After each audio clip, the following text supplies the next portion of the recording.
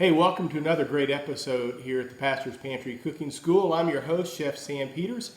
My wife, sous chef and producer Joyce, is also with me. Say hey. Hey. She's at least more enthusiastic today than she was yesterday. It's early. Hey, listen, we have a great episode. This is a wonderful side dish for so many different main courses that you would put together. We're actually using it today with a reverse seared stuffed pork loin, but you could use this in so many ways when you're looking for that great just a new way to do starches. Okay, so it's potato gratin. But as we start every episode, let me share with you what we call the gospel of good taste. It's two principles that we're very passionate about. The first is that we believe that everything's about stewardship. Every good and perfect gift is given to us by God. James 1:17 tells us that. And food is a gift that we want you to be a good steward of. We want to try to teach you some things about food today that will help you make every dining experience great at your house. The second thing we're passionate about is community. We're passionate about community because Jesus was passionate about community. He was constantly sitting down, eating with people, and we believe there's no better metaphor for a community than food. And so our goal here is to teach you some things that when you are able to gather your family around the dinner table again, that you'll be able to make it the sacred place and the sacred time it was always meant to be. Well, as I said, we're making potato gratin today. Joyce, why don't you go over what we have for ingredients? Okay, this is going to serve 8 to 10. We need 4 tablespoons of butter, 4 tablespoons of all-purpose flour, 2 teaspoons of salt, 1/4 teaspoon of pepper, 3 cups whole milk, 1½ cups shredded cheddar cheese, 5 medium thinly sliced and peeled potatoes, 3/4 cup onion chopped, and additional pepper to taste at the end. All right, thanks, Joyce. I think we had 10 on there because we're doubling this recipe for the crowd, okay? So you only need 5 for this. This will serve 8 to 10 people, okay? So we've got a hot pan here. To that, I'm going to add some butter. I have to melt that down. Now, what we're making here is a bechamel. Bechamel is one of those mother sauces that everybody should learn to make. And it starts out by making a nice blonde roux, okay? So a blonde roux is any kind of fat with some flour that you can melt down and mix together. We're going to use butter today as our fat, but you could use bacon fat or sausage fat. Again, this is the same. If you were making a gravy, this is what you would do. You'd start out making a good roux. So we've got our butter down here. I just want to melt this. Once it gets melted and foamy, we're going to add our flour. Oops, looks like there's a piece of paper in there. Uh-oh. Where? I don't see it. It's under the butter, I think. Under the be butter. Careful.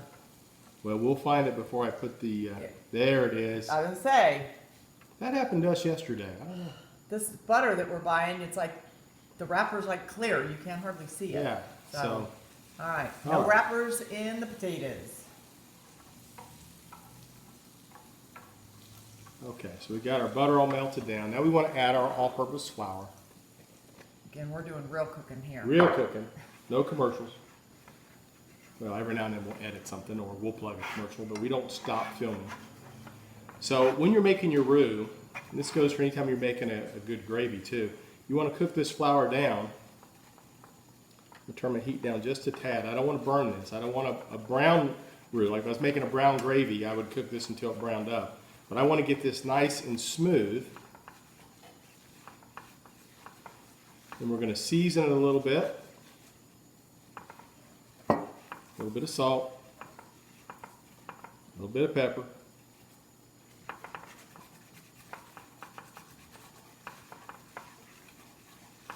Now typically I will tell you to take your milk and make sure it's heated, okay? So this milk that we put in here, it has been heated, it's cooled off a little bit, but it's still warm, okay? You don't want to put cold milk into a hot roux. That's how you end up with lumpy gravy and all that kind of stuff. You spend all this time making it nice and hot, and then you put cold milk in it. Man, that's just the wrong thing to do. Okay, so I've got it nice and bubbly. We're going to slowly add our milk. Stir this in, whisk it in. This is how we're making our, again, this is just like making a gravy, but all we're doing is a bechamel, which is, we're going to turn it into a cheese sauce. That's what we're going to do. So once I get this nice and hot and bubbly back to a nice boil, we're going to take it off the heat, or turn off the heat. I'm not going to take it off. I'll just leave it here on the stove so you can see what I'm doing. But we're going to add our cheese and whisk our cheese, and that's going to melt that cheese. It's going to be hot enough to melt at that point. And what that's going to do is make a great cheese sauce for us for our potato gratin.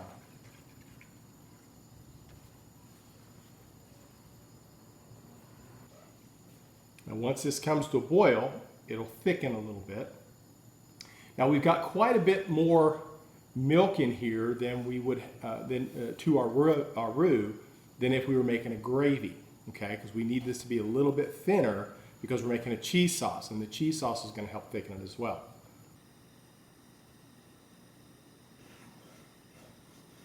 All right, our bechamel is up to a scald. Once we get that kind of nice, see how silky smooth that is?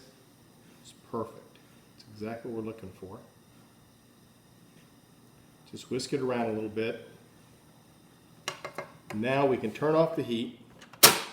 We're going to add all of our cheese. We're just going to whisk the cheese till it melts. Because once it hits scald, it's hot enough to melt this cheese. And so I like to do this when I'm making cheese sauce for homemade mac and cheese and different things. I don't use that blue and yellow box stuff. I use the real deal. But I'll make a bechamel sauce, and I might put 2 or 3 different kinds of cheeses in there. Parm, mozzarella, cheddar, even hot pepper jack.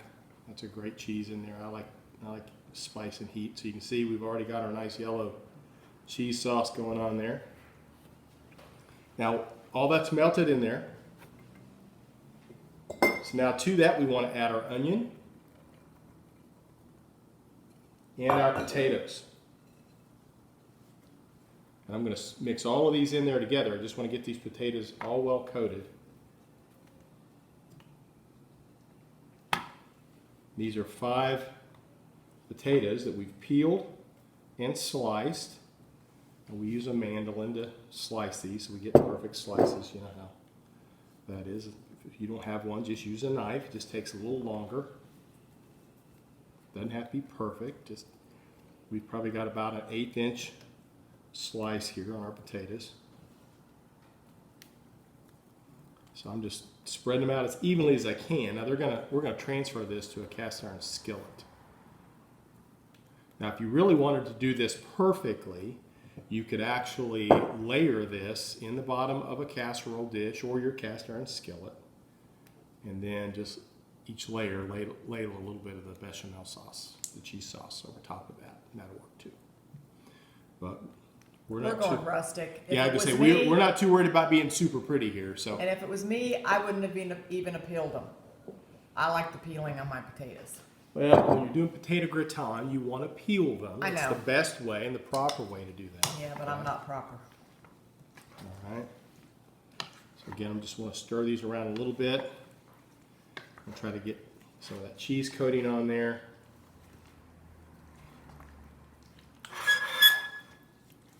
And then once I get them in there, I'm actually going to top these with a little bit more pepper. I like pepper. Don't you like pepper, Joyce? I love pepper. Yeah. So we're going to top it with a little bit more pepper. Kind of goes like a little bit of a garnish, but also adds some flavor to that top. Some people think pepper is spicy though. No, it's not. It's just different. So, all right. So we have all that done. I'm going to just slide this over to bring my cast iron skillet over. So we have a pre-greased cast iron skillet. All this is going to go in there, I hope.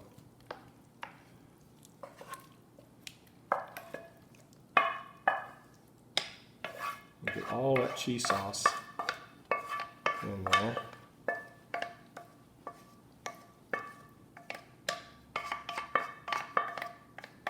There we go.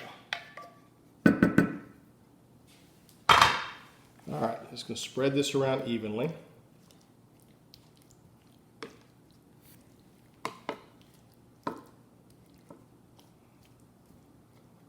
Then, when we take this out, we're going to top this with a little bit more cheddar cheese and and let that melt as soon as we take it out, okay? So as I said, a little bit more black pepper. So again, we're gonna cover this and bake it for an hour at 350. Then we're gonna remove the foil and bake it for another 30 to 40 minutes until the potatoes are tender. And then we're gonna, again, top it with some more cheddar cheese. It's gonna be awesome. We'll show you what it looks like on the back side. All right, our potatoes gratin have just come out of the oven. They were bubbly hot, super cheesy, super good. We're just gonna let those cool down a little bit and set up. And